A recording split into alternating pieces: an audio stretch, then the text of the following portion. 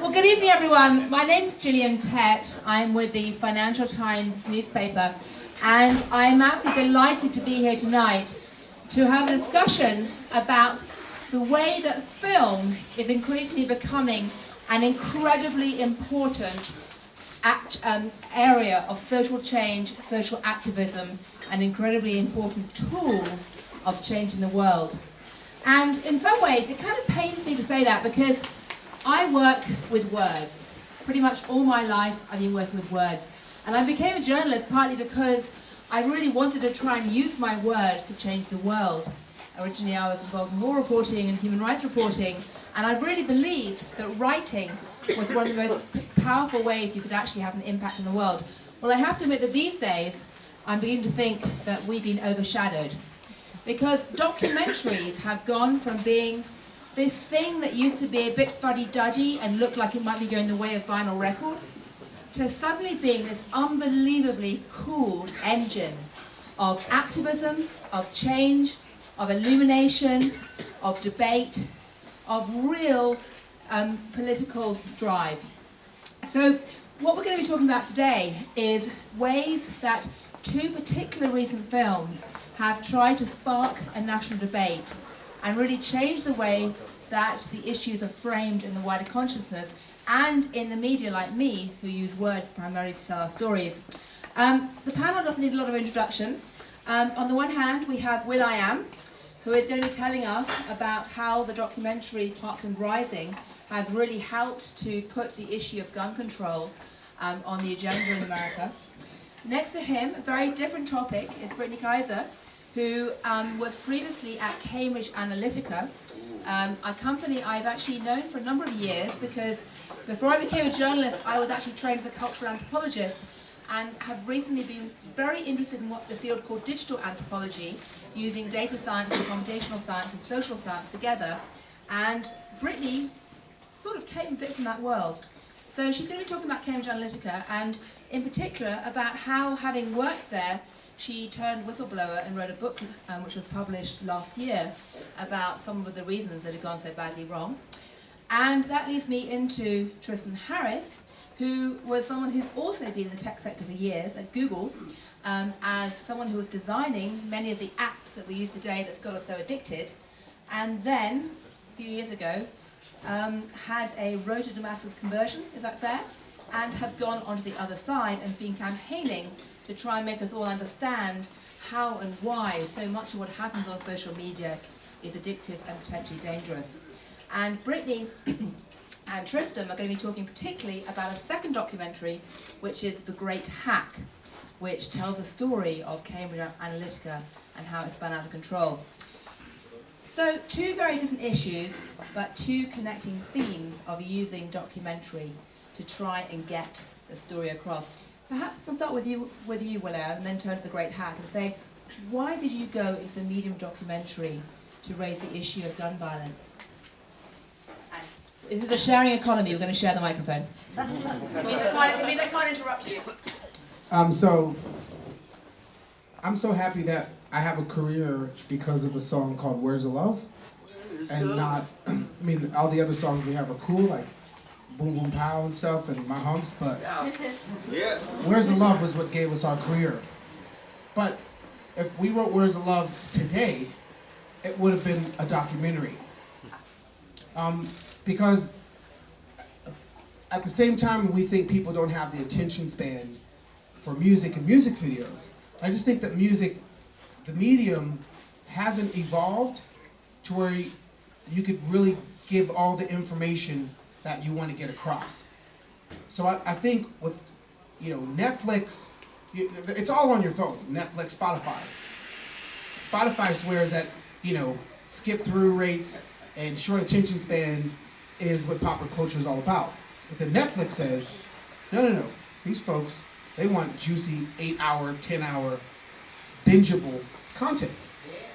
And that bingeable content, if you could marry stories and perspectives and truths that move people. All I know is I'm vegan because of Cowspiracy and freaking What the Hell. Like, hardcore vegan. I'm like vegetable gang. I'm not vegan, I'm vegan. Because of those two documentaries. And it moved me. And it made me care about my body, to then care more about the planet, and then care more about animals. Like, I can't believe I was eating flesh. Ugh, gross.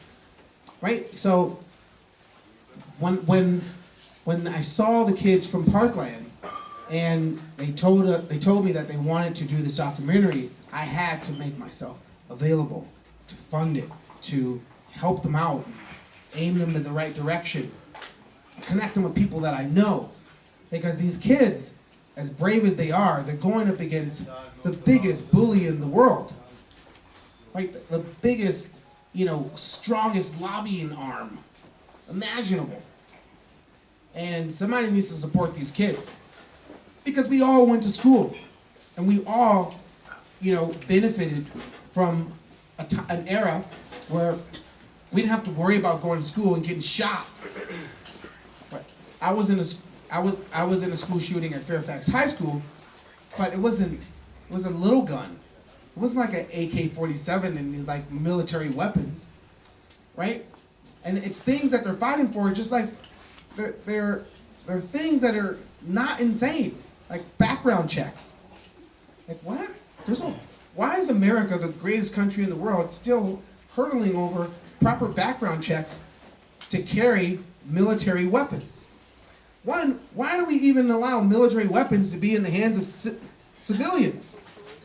Right? It's like, I don't care how much money a person has, you're not going to buy a stealth bomber just for the fuck of it. Like, there's regulations there. It's not like, you ain't going to buy a tank. Like, you get a freaking Hummer, cool, great. But you ain't tanking it. Right? So, at what point in time do they continue to allow these killing machines that can kill like hundreds of people at one go round? And how many school shootings and mass shootings do we have to have before we wake up? It took one 9/11 for us to all take off our clothes at the airport and not travel with lotion. You know how many schools we are at are, almost 1,000 school shootings in America. That's insane. So can you just quickly explain to us, what your role in the documentary is? Now that you've been converted to the power of documentary, what exactly did you do with the documentary? Oh. What an executive producer does? Yeah, write a check. Booyah! I guess what I'm really asking is, did you micromanage the scenes? Did you have a strong idea? Because going from music to film to trying to communicate isn't necessarily straightforward. That's what I'm really asking. No, you have to. I make music and have a career because somebody blocked for me. And the person that blocked for me and wrote a check for me to execute my ideas was Jimmy Iovine. So I had an awesome blocker, an awesome mentor. And so these kids need a blocker. They need protection. They need, when everyone's telling them no, when somebody says, I'm not gonna fund it, it's too risky for me to fund it, you need support. So writing a check sounds easy, but if that was the case, these kids wouldn't have had a hard time funding their film. Because the thing that they're talking about, people are afraid to stand up for. Well, thank you. So, Brittany, you had never got involved in a documentary before, had you? No. Did you ever imagine you were going to be involved in one? No. Or be on one? Accidentally in the film industry. Any regrets? Not at all. Right. Well, let me give you the microphone and tell us a bit about how that experience was and what you think the documentary did or did not achieve. Absolutely, and just to tag on what Will was just saying, I think it's so important to recognize that when producers, directors, and the entire film team come together to support the subjects of a documentary, it is so incredibly powerful.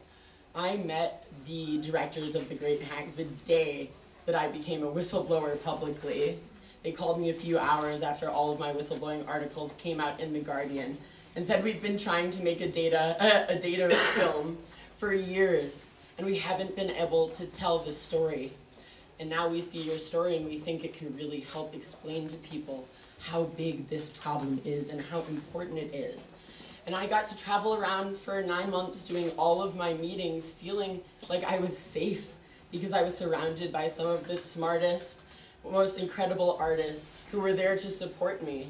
And yes, it's a bit strange to go in and out of secretive meetings in DC surrounded by a film crew, but trust me, when you're in a very sensitive political situation like I was, it was incredibly comforting, and it helped me do a lot of the important work that I've been doing with investigators, legislators, and investigative journalists as well around the world.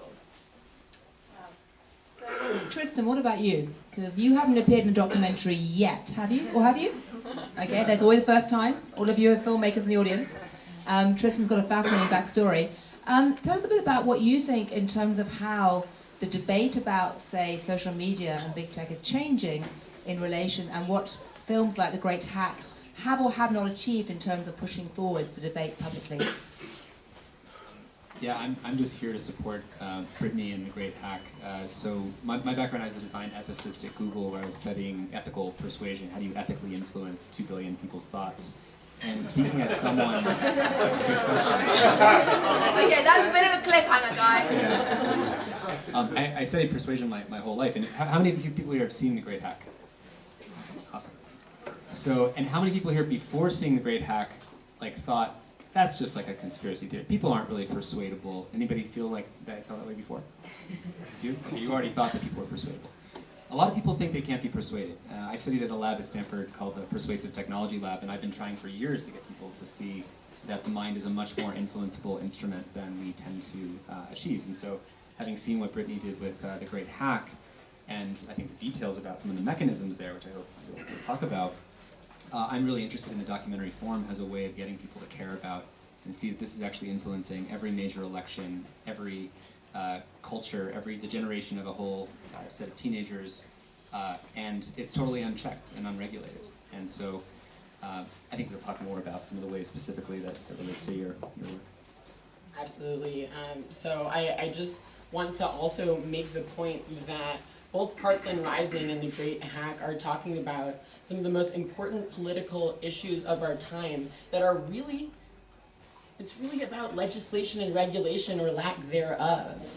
These things can actually be solved by engaging with government, and that is also a huge part of what both of these pieces help do, to educate legislators who are making these decisions on our behalf, and to educate all of us as the public that we should be calling our legislators and telling them how we want to be protected, both from data manipulation and from the NRA. So I would love to actually show you guys the trailers to both of our films so that you guys can be introduced to Parkland Rising as well. And yeah, could we put those up, and then we'll continue the conversation. Thank you. And while they're going up, how What makes you a gun control expert? I'm not an expert. I'm part of the conversation. I don't need to be an expert to be part of the conversation. If you look at protests that are against what we push for, they maybe have 50 people there, even when we're in the middle of Texas. Most people are over here, and there's a small portion of people over here that just don't fully understand what we're fighting for. As soon as it happened, the media swarmed in. They put you and all your friends on TV. See, you got on the covers of magazines, and it made you feel real nice and good. See, it did. But they're using you, man. Yeah, well, here's the thing. Every day I wake up, and as nice as it seems to be in the media all the time, I wake up and my school got shot at. And nothing about me going on the news is going to unshoot up my school. That's not a good feeling. It was never a good feeling. Never will be a good feeling. Right now I'm doing this. Look, I could be at summer camp. Exactly. My initial plan was to be at summer camp, and then I was going to go for one session to work at my comic book store and be happy, because that's what I would have wanted to do. The thing is, people are dead. Okay, I got a question. You realize that there's 3 types of people in this world. You have the sheep. The sheep generally are good, who never intentionally harm one another. You have the wolf. The wolf prey on the sheep. And then you have the sheepdog. The sheepdog protects the sheep. Which one are you? So you want me to say that I am a sheep, because then you can say that I'm being manipulated. here's another thing I'm going to propose to you. There's more than 3 types of people in the world. There's a lot of different types of people in the world, and we cannot base the world off of farms.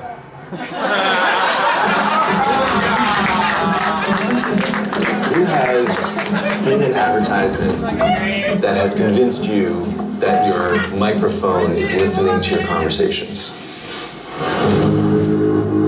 All of your interactions, your credit card swipes, web searches, locations, likes, they're all collected in real time into a $1 trillion a year industry. The real game changer was Cambridge Analytica.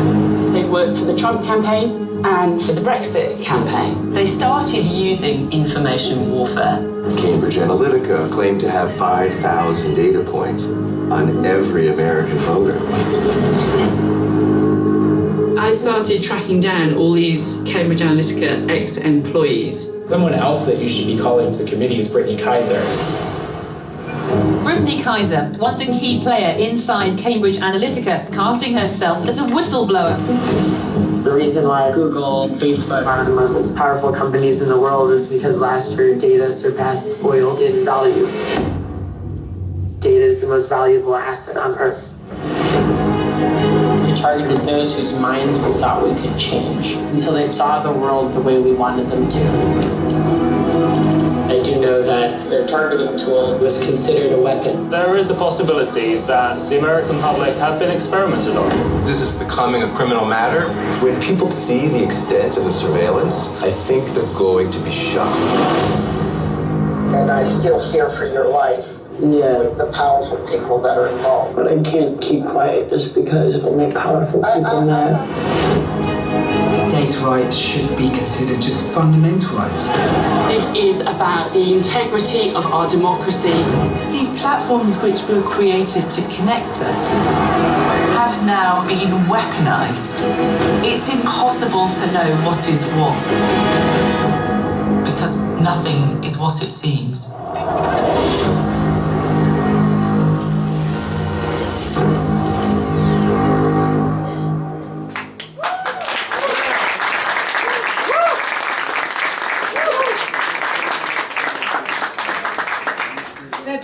Both great documentaries, and I'm curious, have you had either of you or any of you a chance to show these to Congress, to powerful people? Do you think you've managed to change minds at all through them? I mean, Will.i.am, have you managed to show this to people who really need to see it? The people that really need to see it really are the people. Because it's the people that are going to push for the change, and waiting for if you're praying that Congress sees it and they all of a sudden have a heart, shit ain't gonna get done. And the way to force the issue is just the sheer power of connected people, connected hearts, all pushing the same direction. Because this change is an obvious need. We're not asking for guns to be taken out of society. Just regulations and military weapons out of wackos' hands. Doesn't sound insane, right? But what's insane is that it's impossible to get done. So, we want to show it to as many people as possible. Even if it's the rest of the world coming in and trying to, the way America does the other countries. We cry out and say, hey, look at those people over there. Look at how they're treating those kids. That leader's a wacko. We need to go and save the day. Now imagine what the world might think of America for kids in harm's way. No regulations on, weapons. Kind of sounds like a third world country, but it's not. It's America. So everybody with a heart, which is everybody, needs to see it so it could chip away on that freaking frozen frost that's keeping them from loving and having empathy. And before I turn on the issue of data, I'm curious.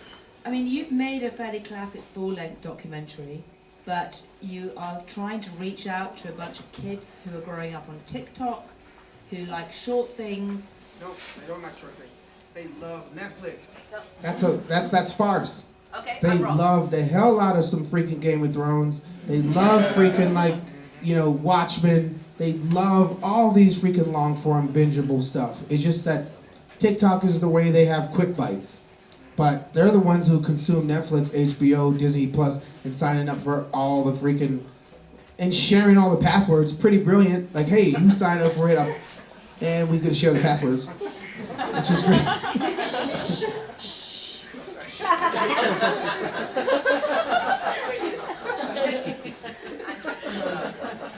So I wanted to actually address how both of our issues are actually so intimately linked. Whether you guys knew this or not, you might have if you read my book, Targeted, but Cambridge Analytica worked for the NRA and also the National Shooting Sports Foundation.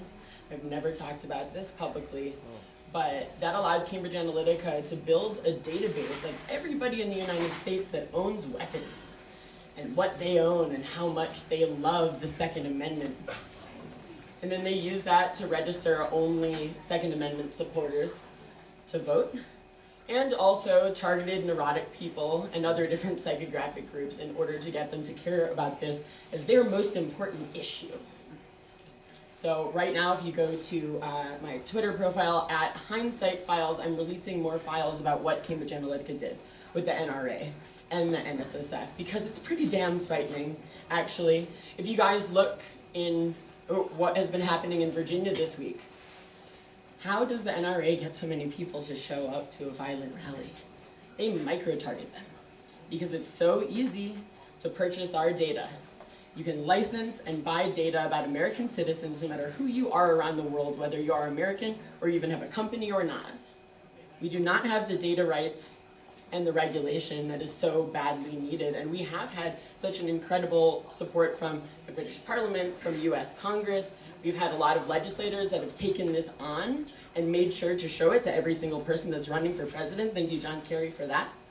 And perhaps Tristan could fill in a little bit more about the Impact campaign, where we've been so honored to have him supporting the work that we've been doing. Yeah. Obviously, his work is very intimately tied into ours as well.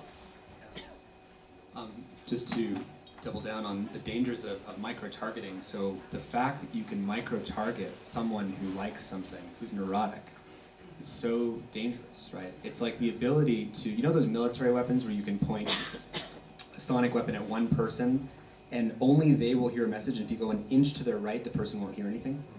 That's like what micro-targeting is. But you can do it down to this sort of industrial grade precision. And imagine being able to whisper in one person's ear, you know this other group, they hate you, you don't like them, you should go kill them, and here's what they said about you. And then you can whisper in that other group's ear and micro-target them and say, hey, this other group, they hate you, they don't like you, and you should go kill them. In such a way that both groups will never talk to each other. So it's like if you've seen Othello, the Shakespeare play, the Iago character, where you're whispering little bits of doubt and gossip strategically into people's minds. It is fundamentally dangerous, and it's completely undemocratic. And I think people don't understand that when Facebook says we need to protect free speech or the free speech of advertisers, and you can split test 66,000 variations the Trump campaign did of a single ad with varying text and colors and buttons, etc., and micro-target those lies into people's minds, you don't have 66,000 reviews of each of those pieces of speech. If everybody could hear it, we could all have a conversation about whether it's true or whether it's fair. But you don't get to hear it because it's micro-targeted and it's whispering in one person's ear. So we need to ban micro-targeting in the long run.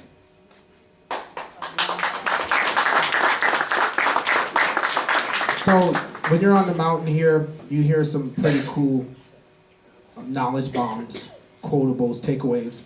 So today I heard something from an amazing CEO, awesome, strong, female, superwoman running a super company called IBM. Her name is Jeannie. She said, I don't want to misquote her. She said, if you want to wiretap somebody's phone, you have to get permission and they have to sign off on it. and that's in law. Police just can't wiretap you. You have to get a reason for it. There's a law to protect them from just wiretapping anyone. There's a law if you go and talk to a priest that the Vatican and the Catholic Church put in, if you tell them something secret, that's between you and the priest. The priest can't then go snitch on you. It's in law. For some reason, when it comes to data privacy and data rights, there is no law. So they could they could micro-target you and do things and push you and, you know, poke at your vulnerabilities, persuade you to do and go the direction that they want you to go. That's kind of insane that we allow that out of convenience, so you can play your little app. And they call them cool little words like clouds and cookies. If they really wanted to name it right, it would be called vampire and Spyware. no, something even fucked up, like vampire and death, bitch. You wouldn't fuck with it.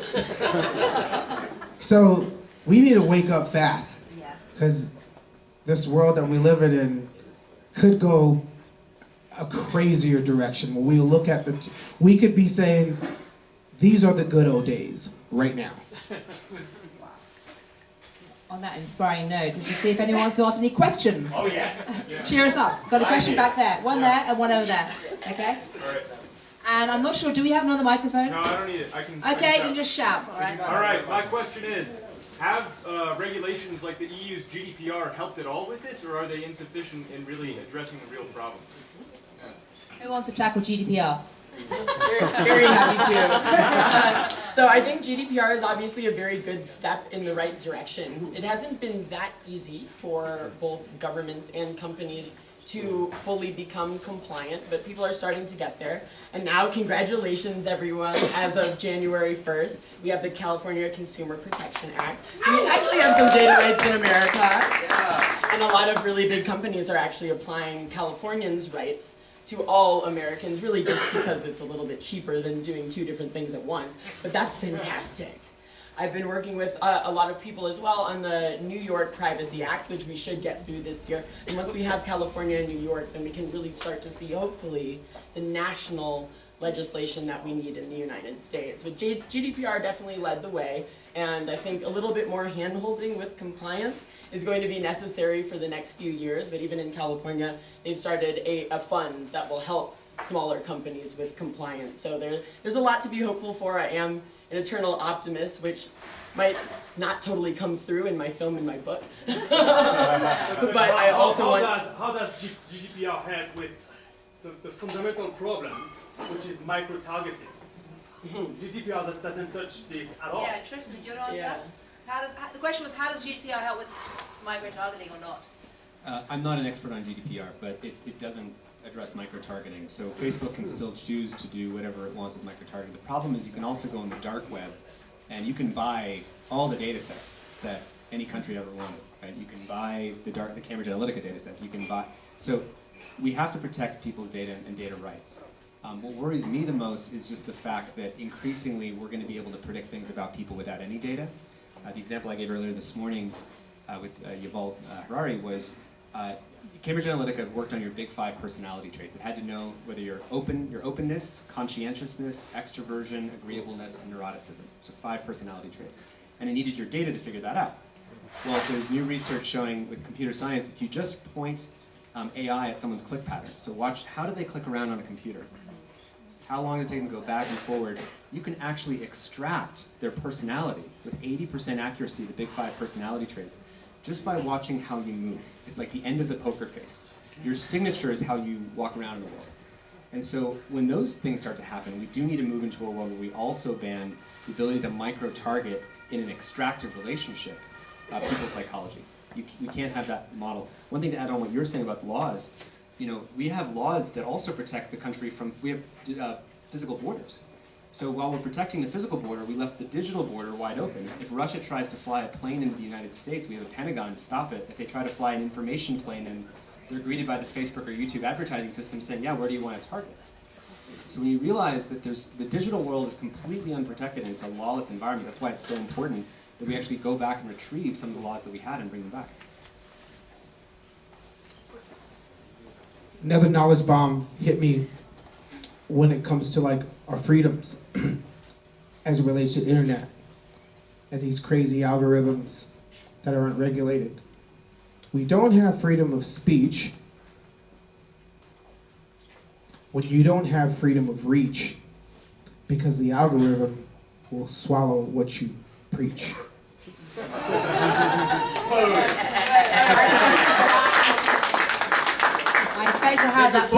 expect to have that put to music soon. And by the way, can I say, I normally moderate sort of staid, sober panels on things like global trade, and people aren't all standing in the back saying, "I want to ask a question." It's great. I mean, the level of interest is fantastic. So we have a lot of questions over there. Let's take the one over there first, and we'll try and get. I want to bring it back to the topic of this house, which is cannabis, personal use of psychedelics, and data tracking on that. Any comments, anything about personal use of medicine that can ultimately help you? Psychedelics to medicine that can help you. I'll leave that. I don't know how to answer that one. So, yes, Digital Davos and Canatech have both been in this venue for the whole week. So thank you guys so much for hosting us, by the way. Thank you everybody on the team here that has been so kind to us to host these conversations about technology and, of course, about, rising industry and wellness. So there have been a lot of conversations going on in here about wellness data and the regulation around healthcare data and how we can get that secure enough that we can actually feel comfortable sharing our data so that we can have data-driven evidence for legislators that will actually relax regulations and allow us to use real medicine. So a lot of that has been discussed this week, very much so, and also tracking and traceability of supply chains and how we prove provenance of data. So those are some of the highlights from this week specifically, and thank you guys again for hosting us. We have so many hands, and what I'm going to do now is actually go around and literally go one by one. Everyone who wants to ask a question or a comment, because otherwise we can't get it in, and then you can wrap up towards the end, because we haven't got that much time. So I'm going to literally take a sweep, starting on the left. We haven't had a girl ask a question yet. I know. Okay, let's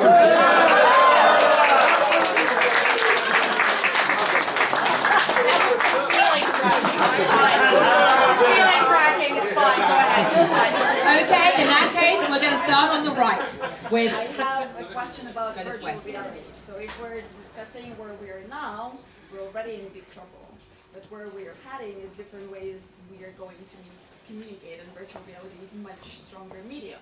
So on one hand, it can help us gain attention back, because in virtual reality we cannot be distracted that much. But on the other hand, it's going to track our biometric data and know how we're looking and what exactly is happening to our brains. And Facebook owns the biggest VR platform. Right. So in a way, it's heading in a very wrong direction. I know that Will is working a lot with VR. What do you think about the next steps? Okay, so park that one. What about VR and how's that going to play into this debate? It's a fantastic question. Let's take a few more over here. Yeah, and you're going to have to shout very loudly. I'll go around. Yeah. Yeah. So going back to your point about saying like how there should be there's no laws in the digital world, right? I mean, I've seen the tech industry grow so fast. Technology is the one industry that grows exponentially, right? If you look at the last 10 years, 15 years, tech companies have replaced all the biggest companies in the world, except the oil company Saudi Aramco. They are the biggest 5 companies of the world. So that growth is only possible when you don't have so many laws, because laws try to limit growth. So how do you find that balance?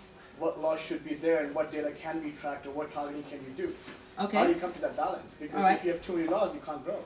Big question, that one. So 2 big questions. Let's just take 2 or 3 more.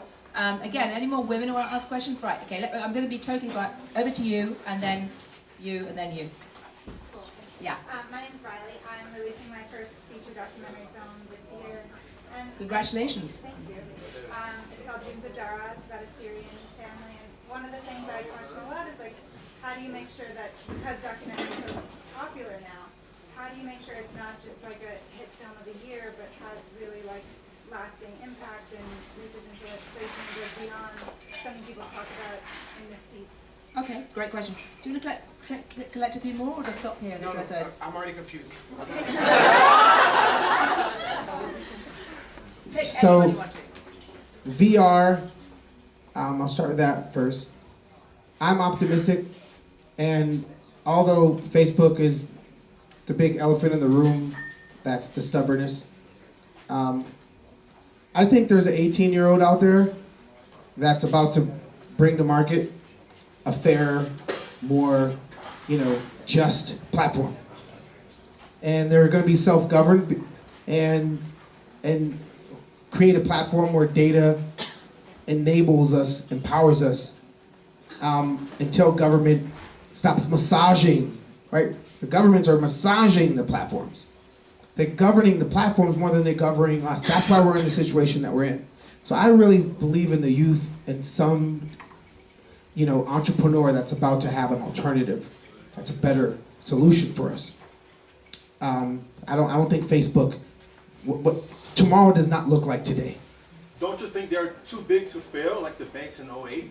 Imagine what Kodak thought, right? Before you only took pictures with Kodak and Fuji.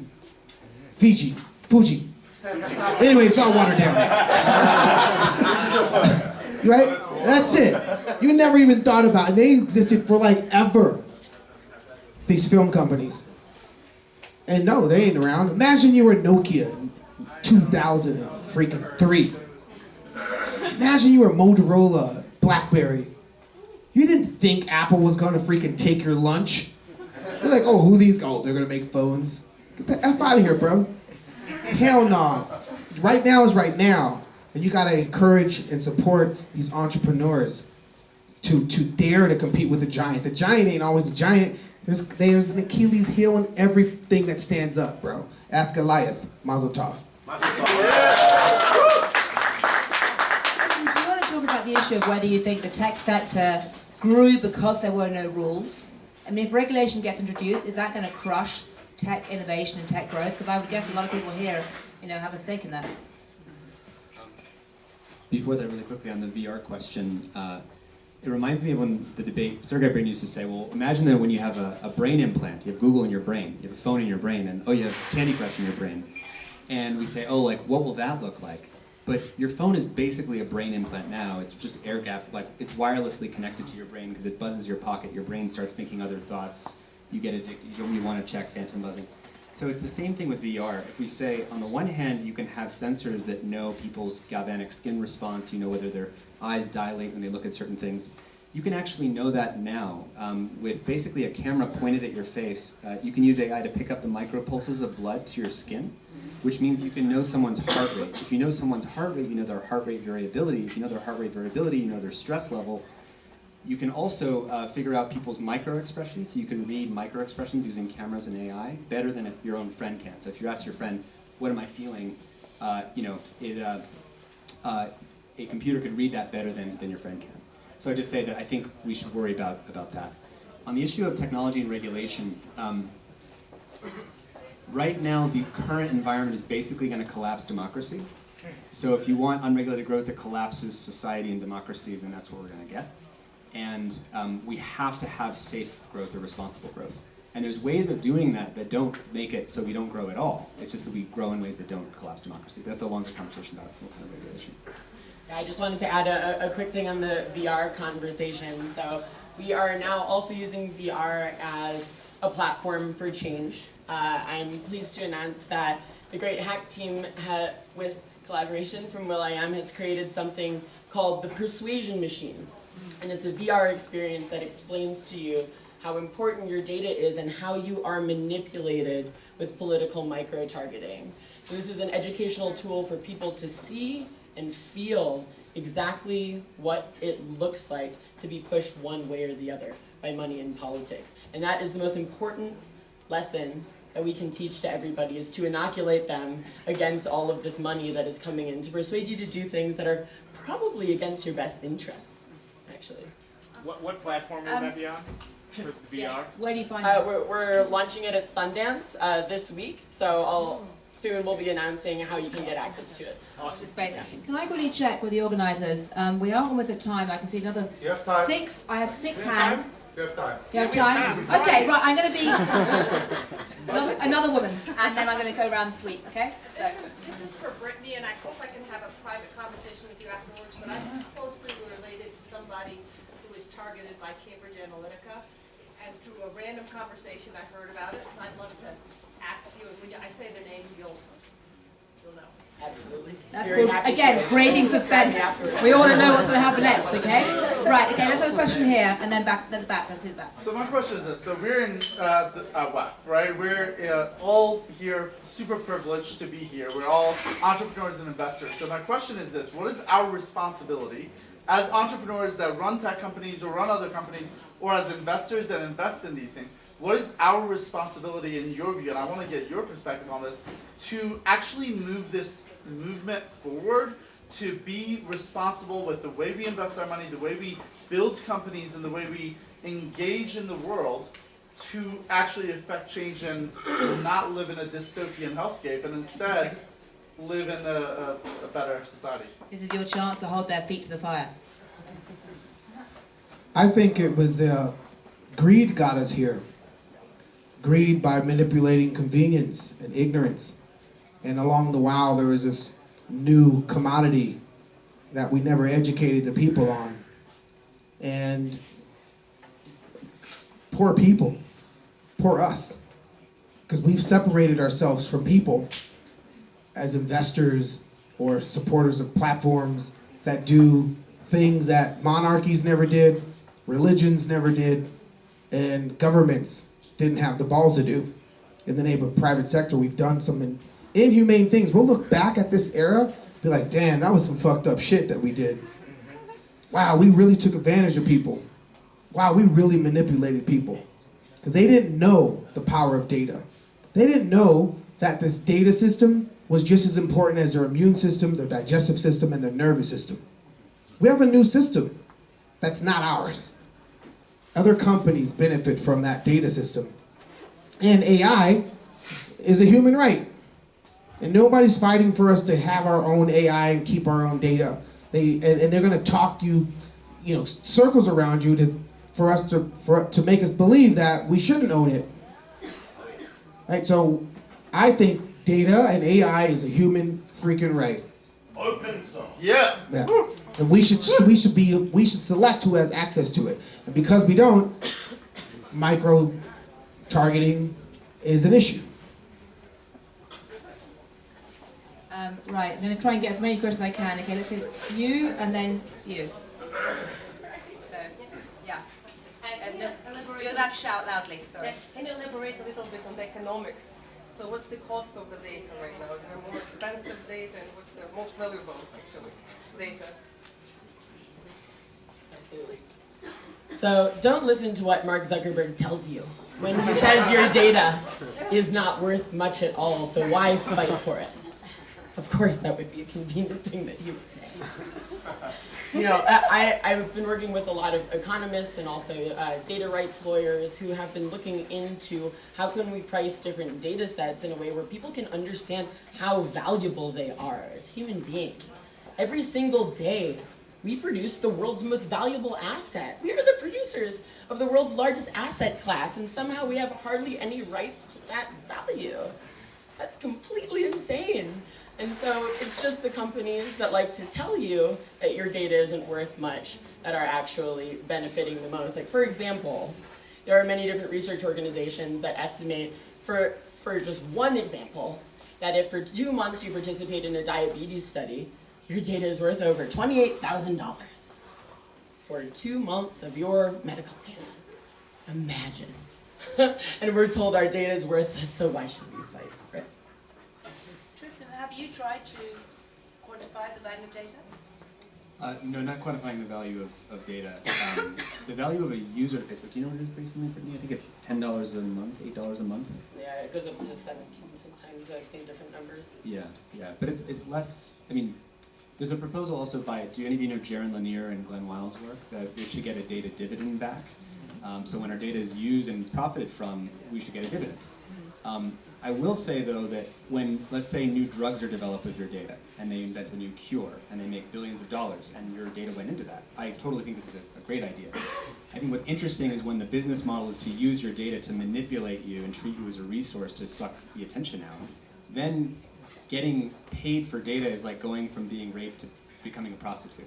We're getting paid for basically getting your information extracted and being treated as a resource. I think we should think about it that way. Right. But that's also pimp talk. He can persuade. I'm joking. Right, question there. So, my question is about We've got so many questions coming, and we haven't got much time left.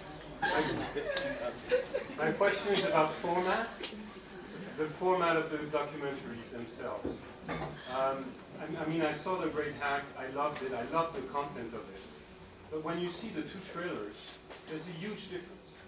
The Great Hack, the trailer for The Great Hack is highly stressful. And when you look at the documentary, you get out of it, it's so tense that you don't feel that good. And then you see the second trailer, the format is way different. It's based on something else. And my question is about, maybe there's an influence of the Netflix and maybe there's a request for that kind of rhythm into the documentary. But I'm wondering how much this participates to the actual paradigm that is absolutely based on fear in the media, as how the documentary being formatted like this actually contributes to what already exists, instead of making a difference. If The Great Hack was light, I wouldn't have cared. It shook the hell out of me. And I knew a lot about it, but it reinforced and made me see it from an even elevated view. And I'm so happy that it was heavy-handed and scared me and stressed me out. The Parkland, you have to love the kids. You have to empathize. You have to sympathize for them. Because that's the problem.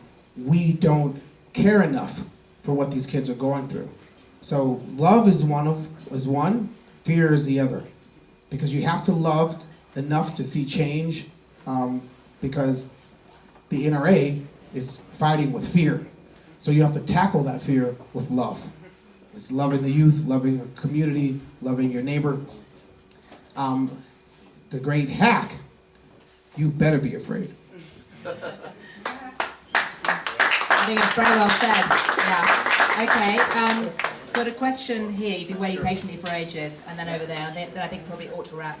Yeah, sure. So this has been fantastic. Really appreciate it. One of the things that I've kind of learned over my experience working both in digital marketing, finance, and with film producers in California is that documentary as a genre is one of the more profitable genres out there. We get a lot of states and municipalities with 25, 30, 35% tax credits that can help subsidize the cost of making some of these documentaries. So then you kind of bring together almost like what was the black hat and bringing the white hat. So like Will, you probably know, like Participant Media does a lot of work where they actually create content that has a social message, but then they're using some of these digital marketing tactics to actually promote that message, to micro-target the audience for that documentary. So a documentary like Blackfish, which was about like the animals at SeaWorld, they were micro-targeting the audience for who would care from like, oh, you support PETA, we should show you an ad because you'll come see Blackfish. And then they did the hyper window, so you got the online streaming audience before the theatrical release, and they made a ton of money for the documentary, they got a big audience for it, and I went to SeaWorld as a kid, and I heard about it because of digital marketing. So Tristan, I totally respect your viewpoint that some of these market targeting strategies should be outlawed, but in the next 3 to 5 years, it's not going to happen.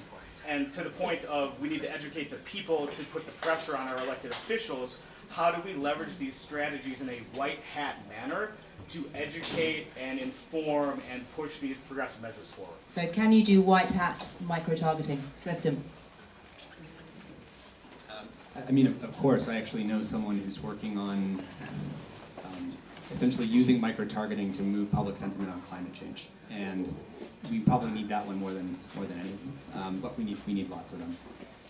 The problem is that the bad guys tend to outcompete the good guys.